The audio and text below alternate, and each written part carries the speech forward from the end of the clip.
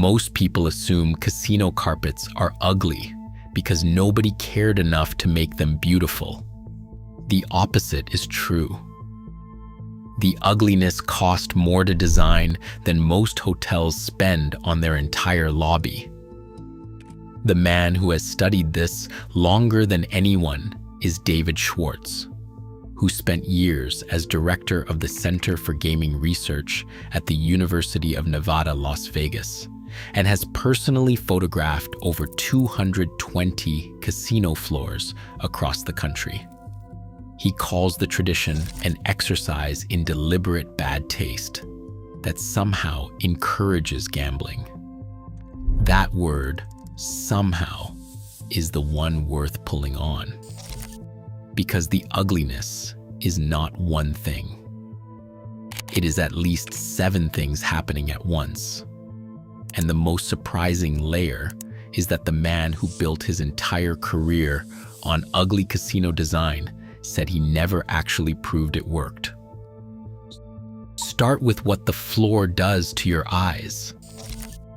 A pattern that clashes, swirls, and refuses to settle anywhere produces visual discomfort. Your brain reads that discomfort as a signal to look elsewhere. In a casino, the only surfaces at eye level that do not produce that same discomfort are the slot reels, the felt of the card tables, and the jackpot displays. The floor pushes your attention upward and forward toward the equipment making money for the house. Bill Friedman understood this better than anyone. A gambling addict who became a professor of casino management at UNLV, he spent 20 years studying over 80 Nevada casinos to figure out what separated the profitable ones from the rest.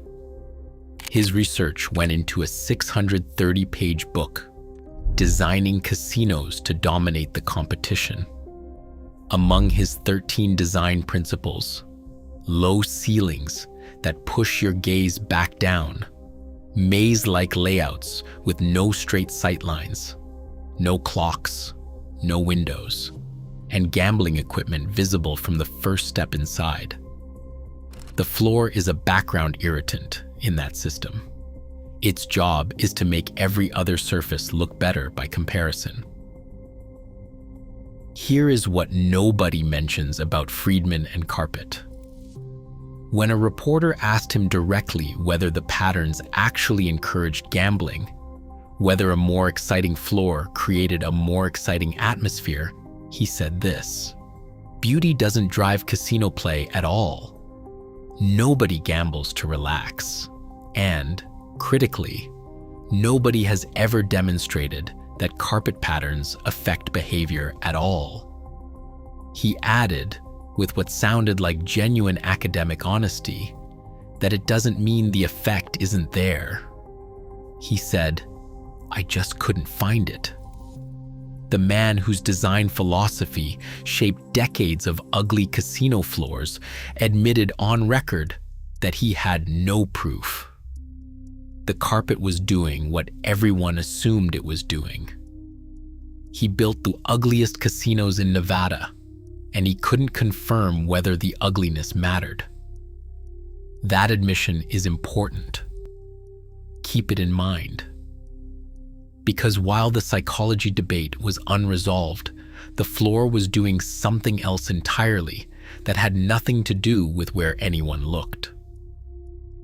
The MGM Grand's gaming floor covers 171,500 square feet. The Bellagio runs 156,000 square feet.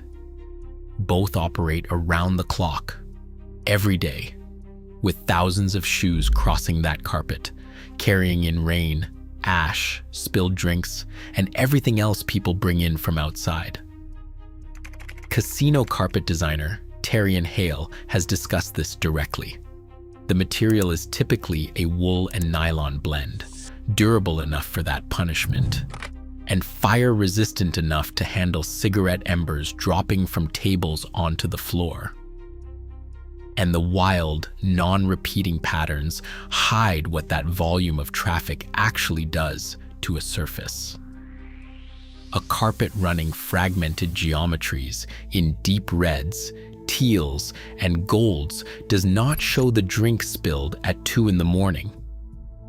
Replacing this flooring costs between $34 and $50 per square yard. At MGM grand scale, a full replacement runs into multi-millions. Every week, the money the pattern buys before a stain forces the issue is money the casino keeps. The scale of the replacement operation alone tells the story. Pechanga Resort Casino in Southern California recently ripped out 100,000 square feet of old carpet in a single cycle. Their floor covering installer described it as just under 2 football fields of material, all of it sent to a Los Angeles facility to be ground into carpet padding. The new carpet going down on top was made from recycled materials. This is not a small operational detail. It is a real estate decision made on a floor that costs millions to maintain and serves millions of visitors a year. The pattern is not decorative. It is load-bearing infrastructure disguised as decor. The floor is also doing something that appears on no design brief. A casino running hundreds of slot machines, dealers calling games, and thousands of simultaneous conversations on hard flooring would produce noise levels closer to an airport terminal than an entertainment venue. The dense wool nylon pile absorbs airborne sound the way few other materials can, killing the echo that would otherwise make extended time on the floor physically draining.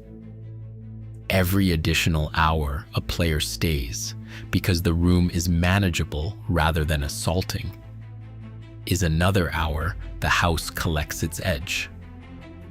Now here is the layer that the casino would prefer you never consider.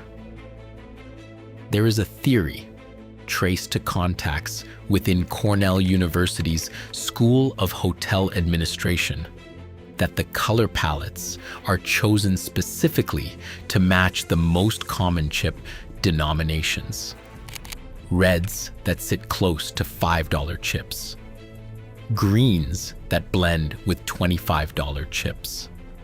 The fragmented, multicolored geometry of most gaming floors makes a dropped chip nearly invisible to the person who dropped it.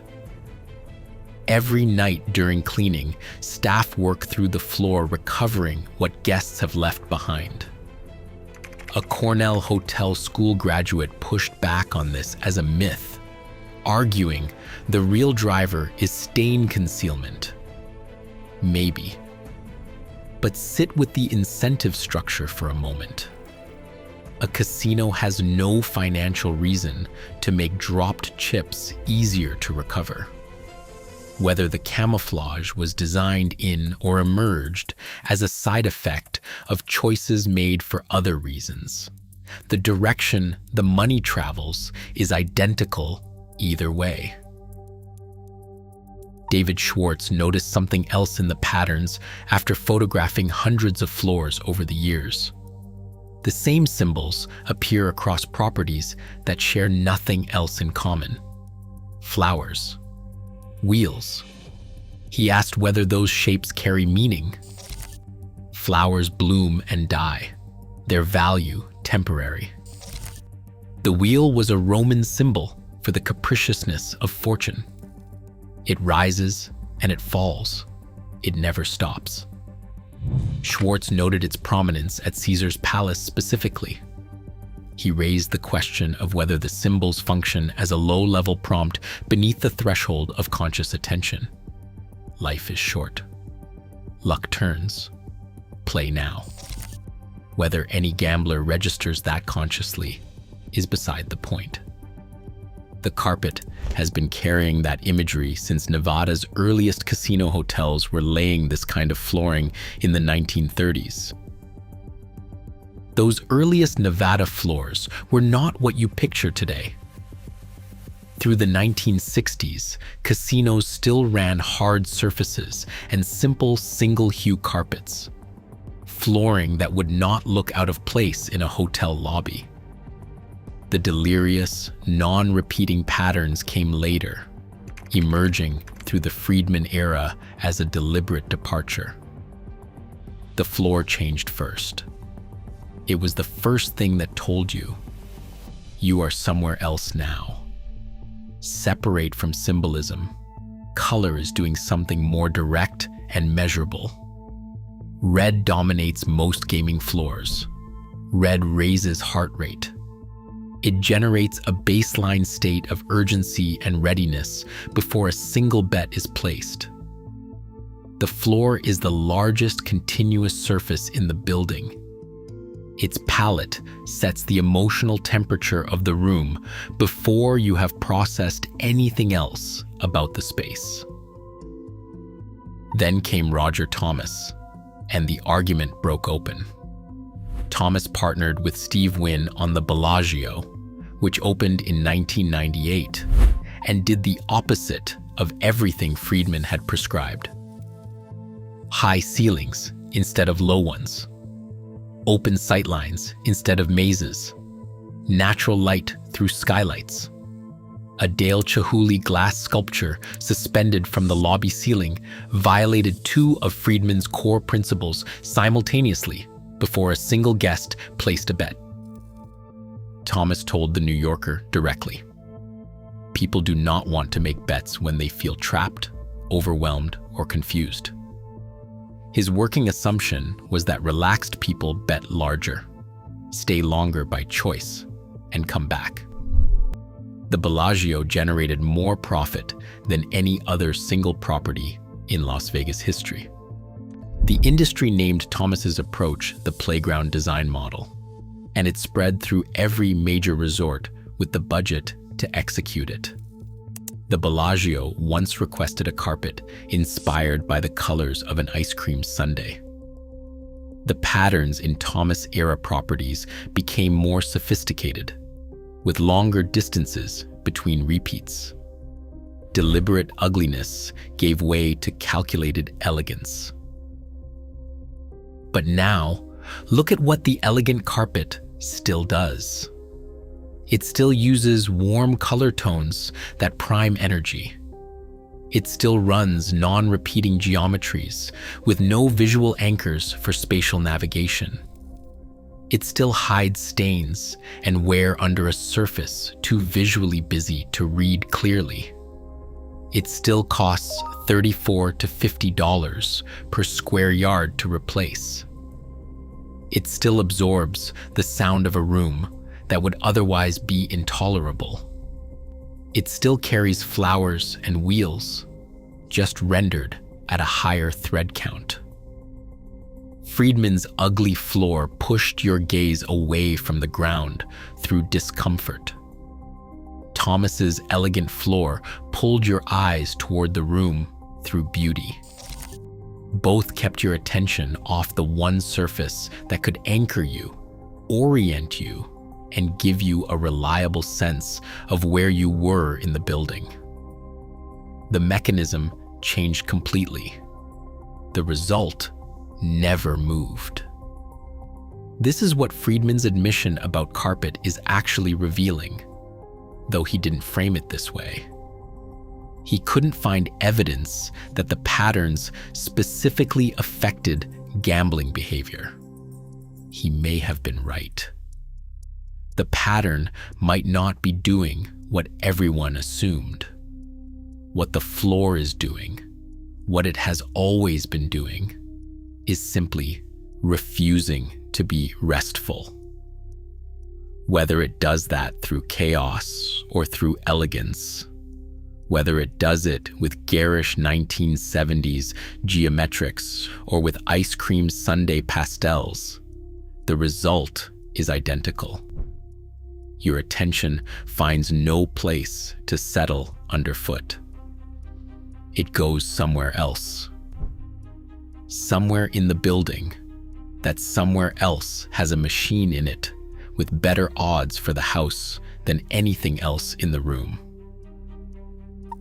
The Horseshoe Casino on the Las Vegas Strip, formerly Bally's, has a carpet covered with literal horseshoes.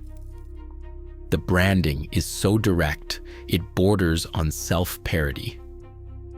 But Scott Robin, one of the most closely sourced voices on Las Vegas casino operations, points out that the extreme distinctiveness of these floors creates an accidental fingerprint. When police release crime scene photos showing only carpet, hoping to preserve investigative anonymity, the patterns are often so specific that the casino gets identified within hours on social media. The floor that was supposed to be background noise turns out to be the most identifiable surface in the building. The clearest proof of what these floors become came from El Cortez in downtown Las Vegas in 2020, when management replaced the casino's 13-year-old rose print carpet. When workers put the torn-out material in waste bins outside, employees had to chase people away who were climbing in to take pieces home. The casino cut the old carpet into 16-inch squares and sold them for $19 each in the gift shop. They sold out immediately. General Manager Adam Weisberg said they could have sold thousands. A floor designed to be ignored had become something people mourned losing. That is the paradox the carpet has always contained. It was designed to be invisible, to push your eyes away, to hide its stains and its wear, to stay beneath the level of conscious attention. And it ended up being so precisely, deliberately constructed that people wept over losing it. Every time you walked into a casino and felt the room pull you forward, the floor contributed to that. Every time you dropped a chip and could not locate it against the pattern, the floor collected it. Every time you wandered toward an exit and passed 3 machines you had not noticed before, the non-repeating geometry had removed the visual anchors you used to orient yourself in space. Every time you felt that vague pull toward one more hand, one more spin, flowers and wheels pressed into every square yard of wool and nylon had been carrying that message since the 1930s. Friedman was right that nobody ever proved carpet patterns affect gambling behavior. He was also right that absence of proof is not proof of absence. The floor was built to be invisible. The fact that it became the thing people mourned losing is the most casino outcome imaginable. The house always wins, even underfoot.